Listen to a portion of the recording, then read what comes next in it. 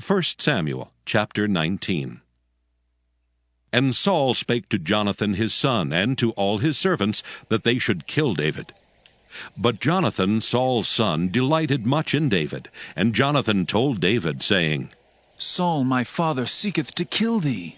Now therefore, I pray thee, take heed to thyself until the morning, and abide in a secret place, and hide thyself.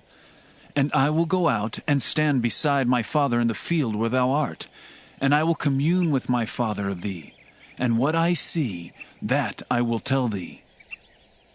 And Jonathan spake good of David unto Saul his father, and said unto him, Let not the king sin against his servant, against David, because he hath not sinned against thee, and because his works have been to thee very good.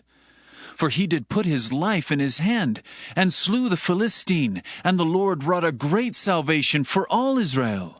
Thou sawest it, and didst rejoice. Wherefore then wilt thou sin against innocent blood, to slay David without a cause?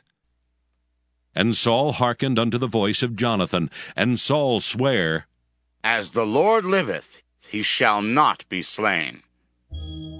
And Jonathan called David, and Jonathan showed him all those things. And Jonathan brought David to Saul, and he was in his presence as in times past. And there was war again, and David went out and fought with the Philistines, and slew them with a great slaughter, and they fled from him. And the evil spirit from the Lord was upon Saul, as he sat in his house with his javelin in his hand, and David played with his hand. And Saul sought to smite David even to the wall with the javelin. But he slipped away out of Saul's presence, and he smote the javelin into the wall, and David fled and escaped that night. Saul also sent messengers unto David's house to watch him, and to slay him in the morning. And Michal, David's wife, told him, saying, If thou save not thy life tonight, tomorrow thou shalt be slain. So Michal let David down through a window, and he went and fled and escaped. And Michal took an image and laid it in the bed, and put a pillow of goat's hair for his bolster, and covered it with a cloth. And when Saul sent messengers to take David, she said, He is sick. And Saul sent the messengers again to see David, saying, Bring him up to me in the bed, that I may slay him. And when the messengers were come in, behold, there was an image in the bed with a pillow of goat's hair for his bolster.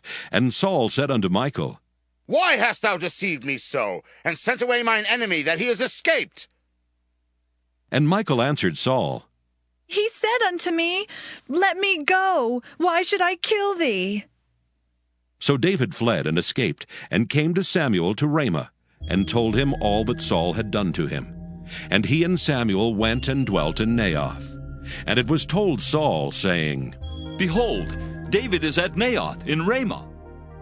And Saul sent messengers to take David. And when they saw the company of the prophets prophesying, and Samuel standing as appointed over them, the Spirit of God was upon the messengers of Saul, and they also prophesied. And when it was told Saul, he sent other messengers, and they prophesied likewise. And Saul sent messengers again the third time, and they prophesied also. Then went he also to Ramah, and came to a great well that is in Secu. And he asked and said, Where are Samuel and David? And one said, Behold, they be at Naioth in Ramah. And he went thither to Naioth and Ramah, and the Spirit of God was upon him also, and he went on and prophesied until he came to Naioth and Ramah. And he stripped off his clothes also, and prophesied before Samuel in like manner, and lay down naked all that day and all that night. Wherefore they say, Is Saul also among the prophets?